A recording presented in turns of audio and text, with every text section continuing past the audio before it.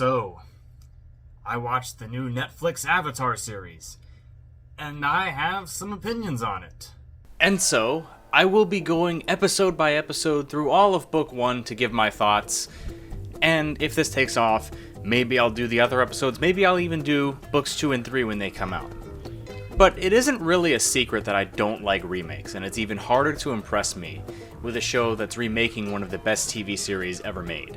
The changes you make to a show like Avatar will be you changing one of the best shows ever made, and it's very difficult to change something that was good and end up with a better product. That's why pieces of media that are most likely to end up being better remade usually don't. Because if something wasn't good to begin with, it usually just doesn't get remade. But with Avatar, they're kind of doing both at the same time. Because this isn't just a remake of the original Avatar series, it's also, in a way, a remake of the 2010 movie. And everyone knows how terrible the 2010 movie was. So, I see where their head was. The 2010 Avatar movie was a complete failure, so why not try to do what the film tried to do and see if improvement is possible? I mean, all you really have to do to improve from that is to just pronounce the characters' names right. My name is Zong. Not make the Fire Nation Indian for some reason, and make it so the bending effects aren't complete garbage. But if you want to go an extra step beyond that and make something that's actually good and not just slightly better than a terrible movie, you have to really put care and effort into the storytelling. Storytelling might just be the best thing about the original Avatar series, so you have to be very delicate in how you retell one of the best stories ever told. And the first episode was not terrible, and to be fair, I wasn't expecting it to be, but there are signs that this entire thing can fall apart if they're not careful. Since all these reviews are blind, I'm not going to know how it ends up until I get to the end of the season. The first thing that troubles me is how the episode begins. You really can't tell this story unless it begins with Katara and Sokka finding the iceberg. Instead, the series begins with an unknown earthbender being killed by Sozin after being given a misdirection, as it was Sozin's plan all along to divert everyone's attention to the Earth Kingdom so his attack of the Air Nomads could begin. That seems like a pretty good lead into the Fire Nation attacking the Air Nomads. Now, one of the unanswered questions from the original Avatar series is, how did they go about doing this? There were 4 air temples, and it's even in the name, Air Nomads. Not all of them would have been present at the air temples at one time. Even Aang was said to have traveled much of the world already in the original series. Well, they do actually explain that in a good way here, which I have to give them props for. In the new remade series, all the Air Nomads were gathered at the Southern Temple for the Great Comet Festival. Remember that at this point it isn't called Sozin's Comet yet. This allows the Fire Nation army to invade and kill the Air Nomads at once, which logistically actually works better than the vague way they explained it in the original series. But of course, there are problems with this scene. Aang finds out he's the Avatar that day, and so he's leaving exactly when the Air Nomads are all being killed. To me, the way they did this in the original series was much better, explaining Aang leaving in a flashback. To have the Aang half of the storm be the first thing we see just doesn't seem like a good way to tell this story. For one, we don't really see enough of Aang and Gyatso's friendship to see the scene of Aang in the Avatar state at the Southern Temple hit hard enough. That was a very emotional and powerful scene in the original show, and it gets relegated to a few quick minutes at the end of the first episode. Obviously, they can't detail every episode from the original show equally, nor would I want them to. One of the frustrating things about the live-action movie was that we spent a lot of time with the imprisoned story, which is one of the worst episodes in the original series, but they cut out the Kyoshi warriors from the 2010 film also. They didn't have their priorities straight there, and they seem out of order here as well. I mean, part of what made the episode of Aang returning to the Southern Air Temple so great is the fact that he still didn't know all the airbenders were dead. It's explicitly stated to him this time around instead of vaguely being hinted at. Aang shouldn't really be surprised that Gyatso is dead because in the original series, there was some mystery that he could really be alive.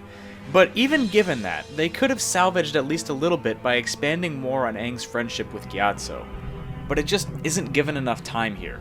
Events that were implied to happen over the span of weeks in the original series happen in one day here, really making Aang seem a lot more impulsive than he should. Running away was a decision Aang knew was tough and put a lot of thought into in the original series, but here it just seems like a whim he acts upon. It also seems like there might be different motivation for Sozin to commit his genocide. The series makes it seem like Sozin made the decision to kill the Air Nomads after Roku died, when Roku should be instrumental in that part of the story, otherwise I don't know how it would make sense. Since the death of the last Avatar, the new incarnation has yet to emerge. And so, Fire Lord Sozin, the ruthless leader of the Fire Nation, believes this is his moment to launch a merciless campaign. There's also some visual things I have problems with. During Sozin's attack of the air nomads, it's during the appearance of the comet, which enhances the power of the firebenders. But you almost forget the comet is present because A, the sky doesn't turn red, and B, the firebending we see doesn't seem that much more powerful than the firebending from the rest of the episode. In the original show, even at night and in a cloudy sky, the sky still changed color to show that the firebenders' power was enhanced. I also didn't like the Fire Nation soldiers' uniforms. Maybe that's a slight nitpick, but to me, it reminds me too much of what a samurai would wear. And that's what I think they were going for, but it still doesn't look distinct enough to be its own thing. While yes, the Fire Nation does take some cultural cues from Imperial Japan, it was still its own distinct thing in universe. This design choice makes it seem like they were trying to imitate things that actually exist in our real world, and to me, they did it too closely. When I watch this, I want to feel like I'm watching characters in their own world, not a warped version of the one I live in. I did like the design of Wolf Cove, how it's not just 2 or 3 houses surrounded by a puny wall. It looks more like Sokka's flashback to the Southern Raiders in the original show, which I think works much better than what the original show did in the first couple of episodes.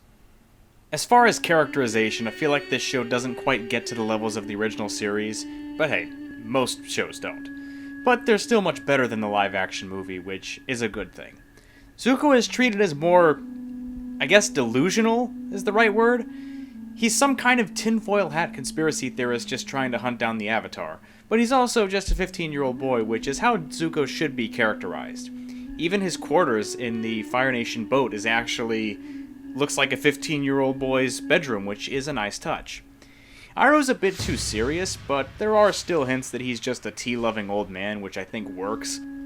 I don't like that he's more dismissive of Zuko here. In the original Avatar, Iroh was just kind of along for the ride and wasn't concerned with Zuko's wild goose chase. Here, though, Iroh seems more bothered by Zuko, and I think Zuko's pursuit of the Avatar is more impossible than it seemed originally. I think a better example is this scene. Over here! Uncle? We need to move on. We're closing in on the Avatar's trail, and I don't want to lose him. You look tired, Prince Zuko. Why don't you join me in these hot springs and soak away your troubles? I cannot see this new version of Iroh having a scene like that, which is a bit of a shame. I'm not asking for everything to be the same, obviously, as I did praise some of the changes they made, but I do think Iroh's characterization is a bit of a miss. Now, Sokka, Katara, and Aang were actually characterized pretty well in this. Obviously, it's not going to be as whimsical as the original because it's not a cartoon, but it does its job fine. One tragedy is that they removed the penguin sledding, which, come on, that's like a huge part of Aang's character, is riding strange animals. But you know, whatever. There are some small changes I was apathetic to, like Aang riding back to Wolf Cove on the canoe and not Appa, but then Appa joins them later in the episode for whatever reason. And then Aang already has the bison whistle instead of buying it in a future episode. And then there's Katara where she starts out in the shipwreck instead of exploring it with Aang. But those didn't really bother me, and I don't think those changes affect the story that much. I think for the first episode, this is passable. Passable by Avatar standards, though, means it would be one of the worst episodes in the original show. The Great Divide would be passable in most other shows, but it looks terrible because it's in one of the best shows ever made. But I'm eager to see if this gets better or if it becomes a train wreck in future episodes. So, thanks for watching, have a good one, and I'll see you in episode 2.